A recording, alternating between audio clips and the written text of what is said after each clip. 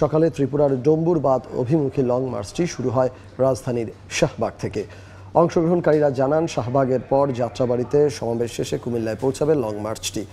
এরপর চান্দিনা ও টাউন হলে সমাবেশ শেষে বিবির বাজারের দিকে রওনা হবে। লং মার্চ শুরুর আগে শাহবাগে ইনকিলাব মঞ্চের মুখপাত্র শরীফ ওসমান হাদি বলেন, আওয়ামী লীগ সরকারের সহায়তায় ভারত বছরের পর বছর পানি সন্ত্রাসের মাধ্যমে দেশের মানুষের ওপর সীমাহীন জুলুম করেছে। সাম্প্রতিক বন্যার জন্য ভারতকে দায়ী করেন শরীফ ওসমান।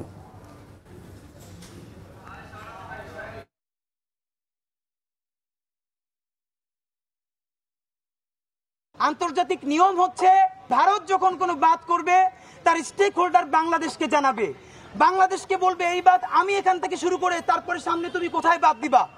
এই দুই বাঁধের মাঝখানে যে পানিটা থাকবে সেইটা অববাহিকা ভিত্তিক বন্টন, সেটা কৃষিকাজের জন্য হোক, সেটা বিদ্যুৎ উৎপাদনের জন্য হোক, সেই স্বাধীন সার্বভৌম ক্ষমতা সেই দেশের মধ্যে থাকতে হয়।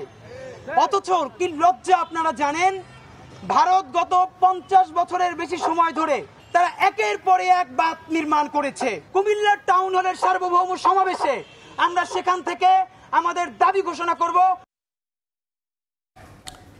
ইনকিলাব মঞ্চের লং মার্চটি এখন রয়েছে চিটাগং রোডে। সেখানে আছেন আমাদের সহকর্মী শাকির আহমেদ। সরাসরি চলে যাব তার কাছে।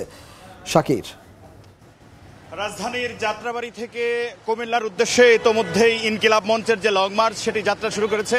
যাত্রাবাড়িতে একটি সংক্ষিপ্ত সমাবেশে ইনকিলাব মঞ্চের পক্ষ থেকে জানানো হয়েছে তাদের এই লং মার্চ সেটি চান্দিনা চৌরাস্তার সমাবেশ।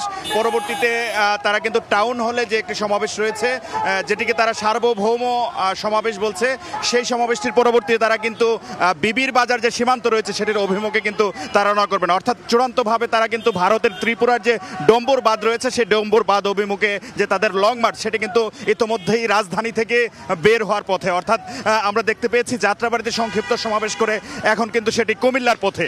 এখানে যারা অংশগ্রহণ করেছেন তারা বলেছেন যে ভারত এবং বাংলাদেশের মধ্যকার যে নদীগুলো রয়েছে সেগুলো আন্তর্জাতিক আইন অনুসারে সেগুলোতে আসলে বাঁধ দেওয়ার নীতি থাকলেও ভারত কিন্তু বাংলাদেশের সাথে কোনো ধরনের আলোচনা না করে বা বাংলাদেশের যে অংশীদারিত্ব সেটি স্বীকার না করে তারা কিন্তু বাঁধ দিচ্ছে, যার ফলশ্রুতিতে বাংলাদেশের মানুষ ক্ষতিগ্রস্ত হচ্ছে।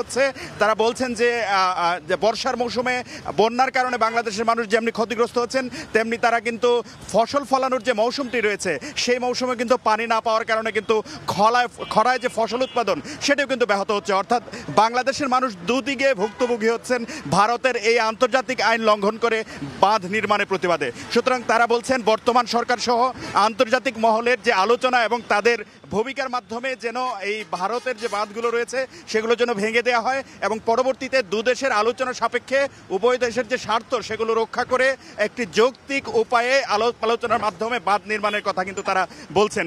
এবং তারা বলছেন যে বর্তমান যে সম্প্রতি বন্যাটি হয়েছে সেটি আসলে যতটুকু প্রাকৃতিক তার চেয়ে বড় অবদান রেখেছে বা সেটার পিছনে বড় কারিগর হিসেবে কাজ করেছে সেই বাঁধটি খুলে দেয়া, সেই ডম্বর বাঁধ অভিমুখে কিন্তু আজকের তাদের এই যাত্রা।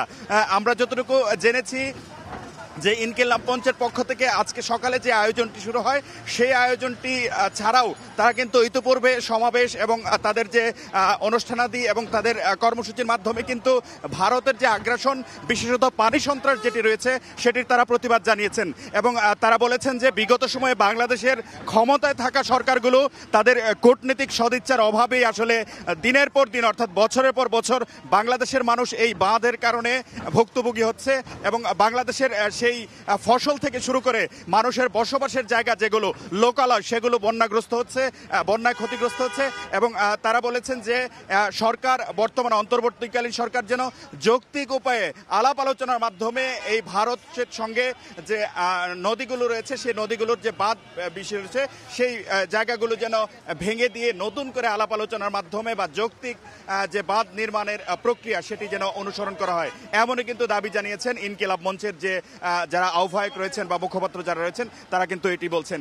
এই ছিল আমার কাছ থেকে রাজধানীর যাত্রাবাড়ি থেকে কুমিল্লার হয়ে ডম্বুর অভিমুখী যে ইনকিলাব মঞ্চের লং মার্চ সেটির সর্বশেষ খবর।